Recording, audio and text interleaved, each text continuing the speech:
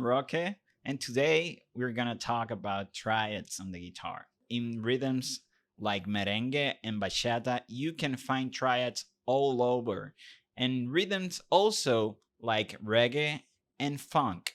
So, let's see some examples.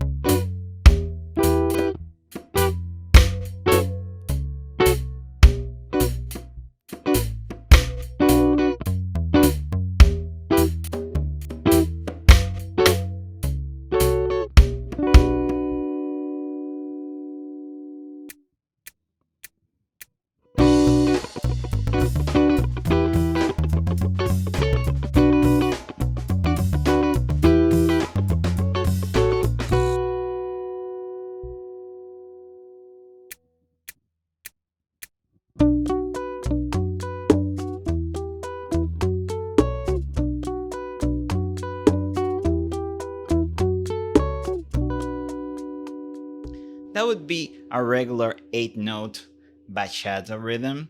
This is what we call the requinto guitar. It's often the lead guitar. This is a very standard pattern for the guitar in bachata. It's often played with a steel string guitar. And you can hear if we change the third chord, instead of doing B minor, E minor, and F sharp minor, if we do F sharp 7th, right?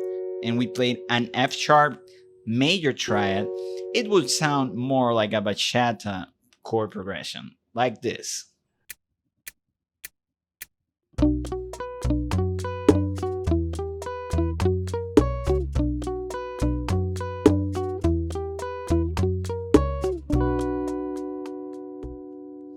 You've played already many triads and you don't know. So let's take, for example, the classic C major chord. Just the regular C major we first learned when we are starting to play the guitar, right? So here we have a triad already.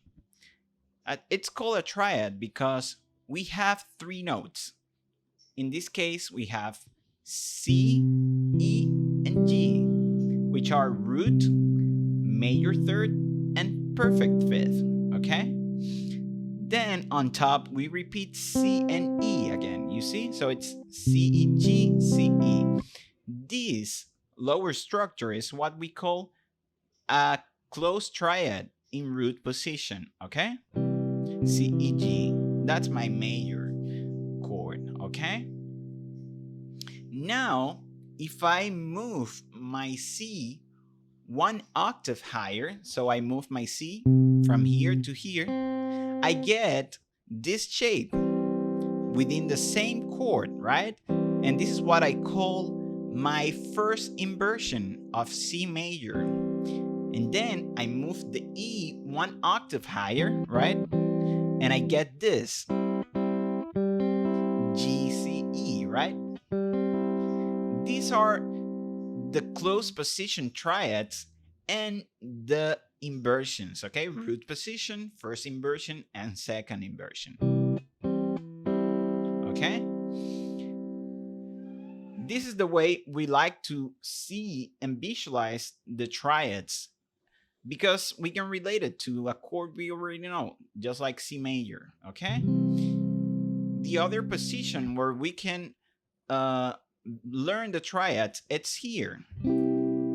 Our C major bar chord with the root on the 5th string, okay? So here I have on the top 3 strings again C, E, G, just like here. Just 1 octave higher. This is the root position once again, okay? Then I lower this note 1 octave. This is G, and I move 1 octave down, and I get this This is the second inversion because I have the fifth in the bass, G in the bass. Then I move E one octave lower and I get the first inversion. You see? Because I have E in the bass, the third in the bass. And then I have here C in the bass. I move C to the bass and I get the root position once again. You see? The other position that's gonna help us visualize the triads is the C major bar chord with the bass, the root note on the sixth string. So here I have on the top three strings the first inversion with the E on the bass. Then I have the root position here when I lower the C one octave lower. And then I have here the second position with G on the bass when I lower the G one octave lower. And then when I lower the E to the sixth string one octave lower, I get the first position, the first inversion again, okay? So these are my triads. So this is the way I can visualize the triads vertically on the fretboard. But I also can do this horizontally. So I can start with the first string. We got this from this C major shape, right? Second inversion. Then here, root position. And here, first inversion. You see? Now on the second set of strings, I have this first inversion, second inversion with G on the bass, and then root position. You see? Coming from this, coming from this, and coming from this. Okay? Now I go to the lower set of strings and I get this, starting with root position, then moving here with the first inversion, you see? And then here with the second inversion, okay? So these shapes are exactly the same on the strings 3, 4, and 5, and also on the strings 4, 5, and 6, okay? So I can do the same exact shape here, you see? Exactly the same shape I did here, you see? Second inversion, first inversion, and root position, you see? The only difference is here I'm playing an open string. Okay, let's talk now about minor triads. So minor triads are exactly the same. The only different thing about them is that now I'm gonna play the third of each chord a half step lower. So let's say we have a chord like C major here. What we do also for the bar chords, it's lowering this note, the third, a half step, right? So now it's called E flat instead of E, okay? So I'm gonna have these on top, you see? And then this, and then this, and then this, okay? So here I'm gonna get, if I lower this note, I get this, okay? You see?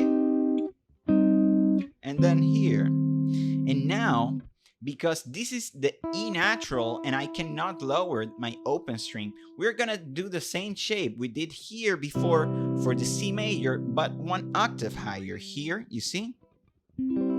This is C major, right? And if I lower the E flat, I get it here and also here, you see? So this is my shape now. So this is just like a D minor chord, you see? Then I lower the E flat one octave lower here, and then here, and then here. Exactly the same as before. Only one note is changing always, okay? So now we're gonna talk about another type of triads. So these are called open triads. So let's take a C major triad here in the usual D major shape, right?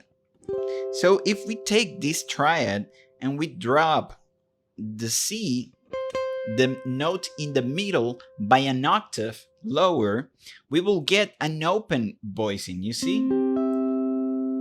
Very different than a closed sounding chord, right? We have this.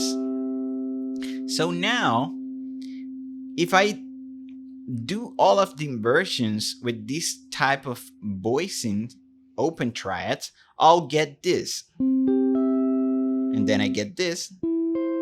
Same here, one octave lower. And then I get this. Okay? So I'm gonna play now a chord progression using these chords so you can see. And this is a different type of merengue, which we call Pambiche. And it's very different. And the guitar is always in sync with the tambora rhythm. So the tambora rhythm goes something like taka taka tu pa taka taka taka taka taka tu ta taka taka taka taka taka tu ta taka taka taka ta. So that's the groove behind the music, and that's leading Pambiche. Okay? So now let's do the example. So now this is an example using the triads of A major, root position. You see? Then I go to E major, first inversion. Okay? And then I go to D major, first inversion as well. And back to E. And back to A. So now, let's play Pambiche.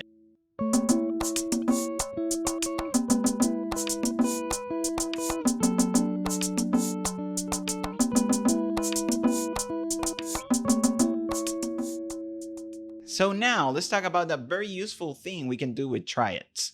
So instead of sticking with these 3 shapes, I can move all throughout the fretboard, playing this sort of progression, right? So instead of doing A,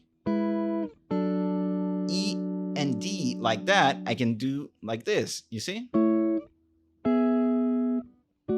You see? Now I'm getting different sounds and I can move all throughout the fretboard. I can do also this.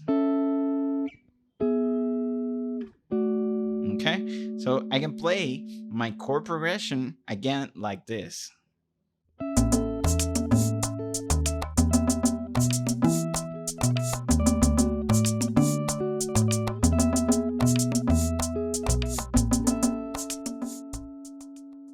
So this is the end of this tutorial. I hope you've learned a lot and create another landscape for your triad playing on the guitar. In the description below, you'll find the link to my Lessonface profile, as well as my social media. I hope you've enjoyed this tutorial as much as I did and learned a lot. Have fun!